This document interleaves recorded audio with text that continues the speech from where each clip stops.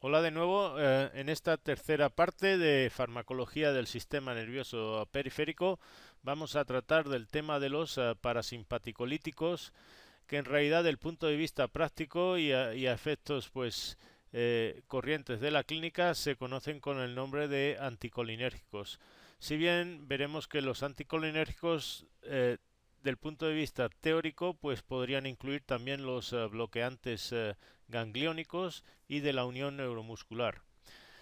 Por tanto, si hablamos de parasimpaticolíticos, van a ser todos aquellos fármacos que reducen o inhiben alguno o todas las funciones del sistema nervioso parasimpático, y como ven ahí pues los hemos dividido en lo que serían los antagonistas de los receptores muscarínicos, que son los que en realidad vamos a conocer como los parasimpaticolíticos verdaderos, ¿eh? y podemos también incluir como anticolinérgicos aquellos que anulan, si quieren, la acción de la acetilcolina, pero a nivel de los ganglios o de la unión neuromuscular. Por tanto, vamos a cubrir estos dos grupos de fármacos en esta presentación. Aquí tenemos los principales representantes de los antagonistas de los receptores muscarínicos. Como ven, el prototipo de todos ellos es la atropina. Ahora vamos a hablar de algunas de las indicaciones. Como tienen ahí, es un preanestésico. También se usa el glicopirrolato, que tiene menos efectos sobre el sistema nervioso central y cardiovascular que la atropina. En realidad se usan para lo mismo. La escopolamina se usa en personas para prevenir, si quieren, los mareos y náuseas del viaje. En realidad en animales, en perros y en gatos, lo que más se usa es la cepromacina, que es una fenotiacina, un sedante. Ahí también tenemos, cuando hablemos del tracto respiratorio, hablaremos del ipatropium, que se usa para producir broncodilatación de las vías aéreas cuando existe un asma. Y por último, ahí tenemos uno de los que se usan más corrientes a nivel del globo ocular, que es la tropicamida. Como bien se usa para producir dilatación pupilar, y a diferencia de la atropina, de una acción mucho más rápida, pero mucho más transitoria.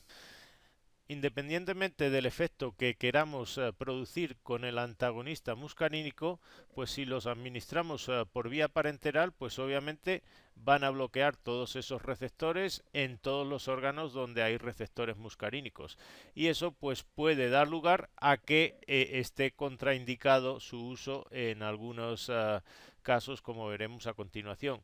Si se acuerdan cuáles son las funciones del parasimpático en todos los órganos, pues ahí pueden deducir cuáles van a ser los efectos que se van a producir en cada uno de ellos. A nivel del corazón, pues obviamente se va a producir una taquicardia. Acuérdense que el parasimpático reducía la frecuencia cardíaca. A nivel del ojo, en los músculos oculares, pues se va a producir un aumento de la presión intraocular.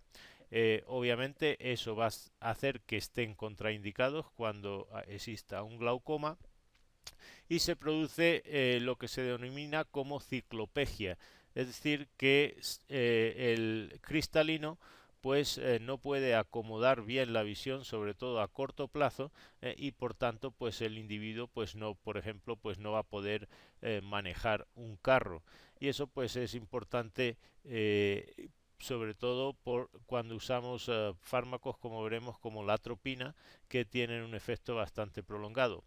A nivel de la vejiga, pues se va a producir dificultad de micción, es decir, va a favorecer la retención urinaria. Y a nivel del tracto intestinal, pues se va a producir todo lo que sería la parálisis, no solo de las contracciones intestinales, sino de la secreción. Entonces, el efecto secundario que ahí tienen, pues va a ser de constipación por atonía, es decir, ilio, hay una parálisis de esas fibras musculares lisas, y el efecto va a ser prolongado después de una inyección intravenosa. Acuérdense que los caballos pues son muy sensibles a este efecto. Para resumir, los efectos secundarios, en inglés se usa la palabra duct. Como ven, la primera sería que produce sequedad de boca, y anula todo lo que serían las secreciones salivares. A nivel del tracto urinario se produce retención, a nivel del tracto intestinal, constipación, y T, que sería taquicardia. Aquí tienen la estructura química de la atropina, que decíamos que es el prototipo de todos ellos. Como ve, tiene un nitrógeno que es terciario, no está cargado positivamente, como veremos en otras moléculas a continuación, y eso pues le va a permitir penetrar en el sistema nervioso central. Como ven, es un alcaloide que proviene de la planta Atropa belladona, y las indicaciones principales del uso de la atropina van a ser la de la preanestesia para tratar bradicardias y para tratar uveitis. Uveitis en realidad son inflamación de toda la uvea dentro del globo ocular, que incluye el iris, el cuerpo ciliar y el coroides. Por tanto, cuando existen espasmos, si quieren, de toda esa musculatura en la uvea, pues eso es lo que produce dolor, y la atropina pues va a relajar esos músculos, y se usa básicamente para quitar el dolor como analgésico cuando existen uveitis. Aquí tienen, por ejemplo, un inserto de la atropina de Brown. Este es inserto para humanos. Como ven ahí en las indicaciones, se usa en anestesia como premedicación, con el objeto de suprimir pues la salivación y todas las secreciones de las vías respiratorias. Obviamente esto es importante si vamos a intubar a ese animal y no queremos pues que se encharquen esas vías aéreas. Otra de las indicaciones que tienen ahí es para tratar bradicardias de origen vagal, cuando se estimula mucho el nervio vago, y estas se pueden producir durante la anestesia, sobre todo cuando estamos manipulando los órganos abdominales. Entonces, pues eso es una de las indicaciones de la atropina, precisamente impedir que se produzca una bradicardia por estimulación del nervio vago. Como ven ahí, otra de las indicaciones es en espasmos de la musculatura lisa, no solo del tracto intestinal, cuando existe una gastroenteritis, como veremos a continuación, sino también se usa para espasmos del tracto urogenital. Y ahí también tienen que se usa, de hecho es el fármaco que está indicado por excelencia para tratar intoxicaciones por insecticidas organofosforados, que son los que inhiben la enzima acetilcolinesterasa. Como ven ahí en este inserto tenemos contraindicaciones. ¿Qué significa eso? Que no podemos usar la atropina cuando se produzcan algunas enfermedades, como por ejemplo el glaucoma, o que el individuo pues tenga una insuficiencia de las arterias coronarias. Ahí abajo les he puesto algunas otras contraindicaciones que harían que no se debiera de usar la atropina. Entre otras tenemos cuando exista una obstrucción intestinal, un hilio, cuando el corazón pues tenga taquicardias, o exista, por ejemplo, una queratoconjuntivitis seca en que nos están produciendo lágrimas. También vienen algunas de las precauciones, que significa que sí se puede usar, pero con cautela, en individuos, por ejemplo, que tengan insuficiencia cardíaca, hipertiroidismo, y en el embarazo, como ven ahí, pues no está establecida su inocuidad. De las interacciones, pues obviamente te van a decir que hay fármacos que aumentan la acción de la atropina y viceversa. Por ejemplo, los antidepresivos tricíclicos tienen de por sí una acción anticolinérgica, lo mismo que por ejemplo las fenotiacinas. Entonces pues se va a producir una potenciación de la acción de ambos. Aquí tenemos otro inserto de un fármaco que se usa mucho en veterinaria, que es la buscapina. Como ven, a diferencia de la atropina, tiene un alcaloide también y que es la ioscina. Como ven, la molécula está cargada con un nitrógeno cuaternario positivamente y por tanto pues no va a penetrar en el sistema nervioso central. La buscapina básicamente se emplea como espasmolítico y ahí pues va combinada con un antiinflamatorio, un AINE, que es una aminofenazona, que tiene pues un efecto, si quieren, analgésico cuando existe una inflamación. Básicamente la buscapina pues se va a usar para tratar todos aquellos estados espásticos que son dolorosos del tracto gastrointestinal, las vías biliares y el tracto urogenital. Básicamente ahí, si ven la clínica y alguna de las indicaciones, pues te dicen que es eficaz y segura en caso de gastroenteritis de distintas etiologías que van normalmente asociadas con diarrea, vómitos y obviamente dolor por el espasmo de esa musculatura intestinal.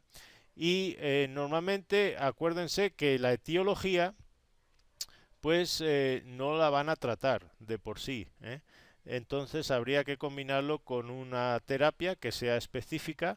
Por ejemplo, si existe una infección, pues habría que usar una infección por bacterias, pues antibióticos. Si se trata de parásitos, habría que usar antihelmínticos. Habría que combinar este fármaco básicamente con uno que sea específico para tratar la causa que está produciendo la gastroenteritis. Aquí tienen la estructura química de la buscapina. Como ven en la parte de la izquierda es una amina cuaternaria, por tanto está cargado positivamente, y lo contrastan con la estructura de la escopolamina en la parte de la derecha. La escopolamina vean que proviene también es un alcaloide similar, proviene de la hierba loca, que tienen ahí una imagen de la planta, y esta es la droga, si quieren, que se utiliza para intentar robar a alguien, por ejemplo, en un bar. Ahí les pongo la sintomatología que se presentaría en una persona después de que te han puesto esta droga, por ejemplo, en la bebida en un bar. Básicamente se va a producir delirio, alucinaciones en la persona, psicosis, uno pues desconecta con la realidad que tiene enfrente. Ya habría que preguntarle a alguien que está experimentando cuando está bajo el efecto de esta droga, si está en el país de Alicia, en el país de la maravilla o en el infierno o sabe Dios dónde. Y te puede llegar a producir estupor y muerte.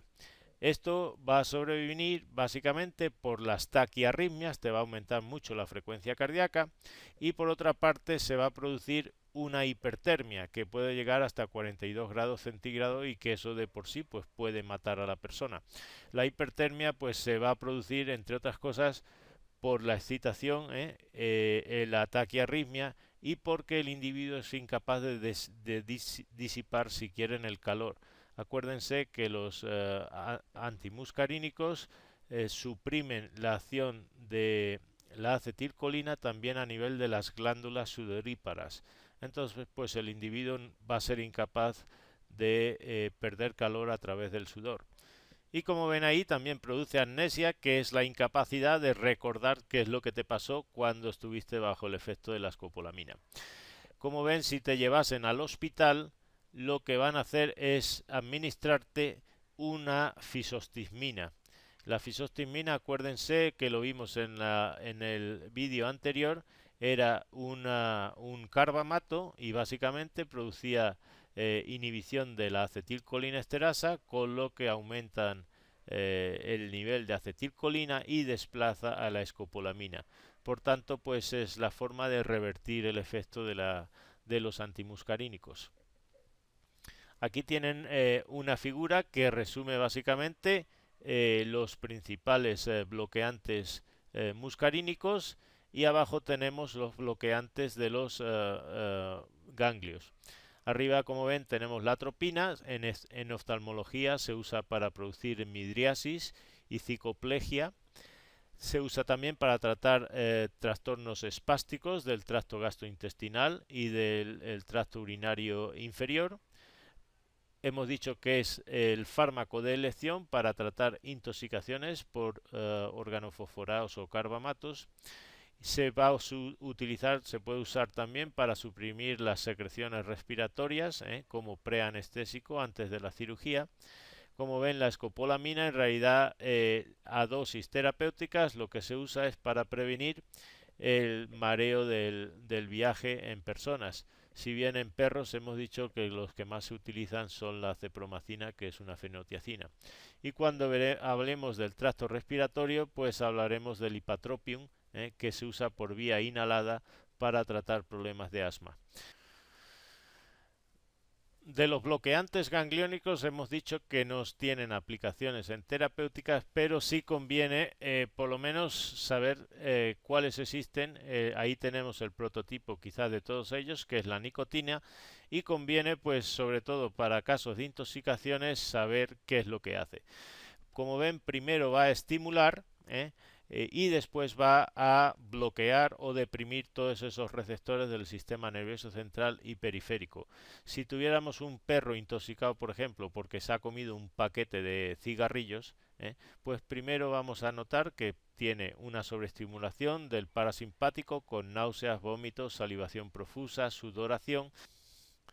En esa fase se va a producir también taquicardias e hipertensión por una sobreestimulación de la epinefrina que se está liberando a la sangre.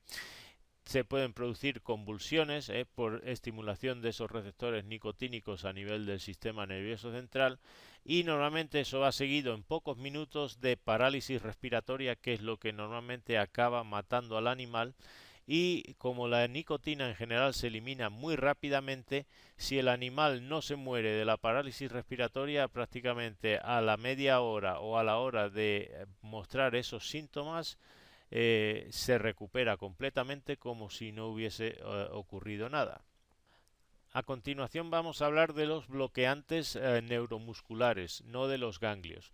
Como ven, se pueden clasificar en dos grupos: los que son despolarizantes, es decir, que primero estimulan el receptor y después lo bloquean, como es la succinilcolina.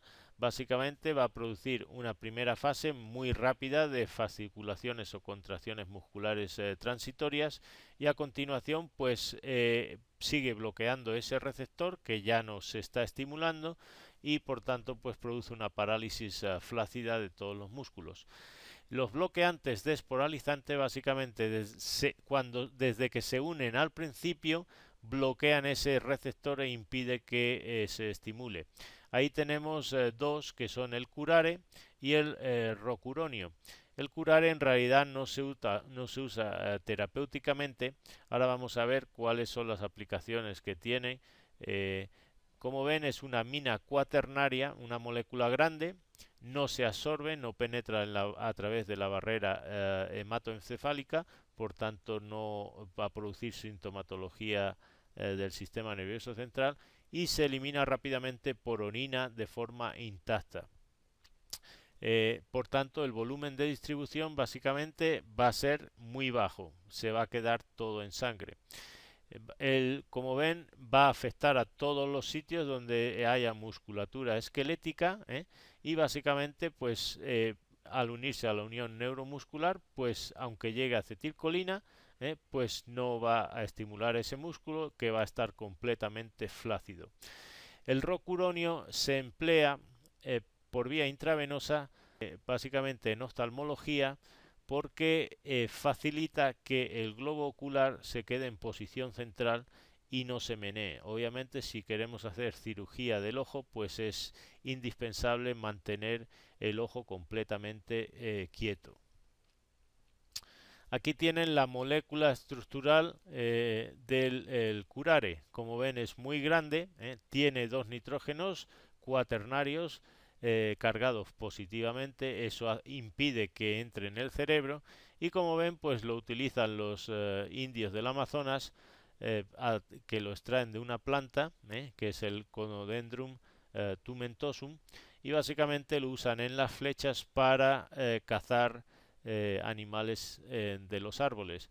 Obviamente cuando el animal le entra en la sangre esta molécula, pues va a llegar a todos los sitios de la unión neuromuscular, va a impedir que los músculos se puedan contraer y el animal pues se va a caer de los árboles, va a tener una parálisis flácida de toda la musculatura.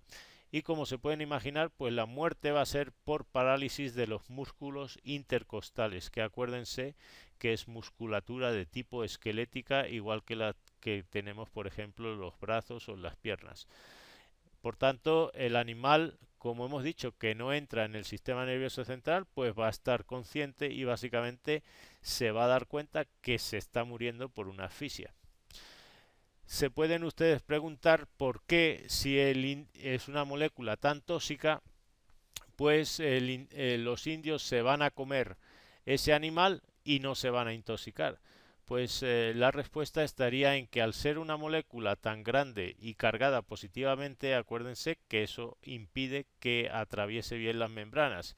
Es decir, que en el tracto digestivo, pues básicamente no se va a absorber y va a eliminarse completamente por heces, sin haberse absorbido y por tanto pues el individuo en realidad no le va a llegar esa molécula a través de la sangre a la unión a ningún músculo esquelético y por tanto pues no se va a sufrir los efectos de este tóxico.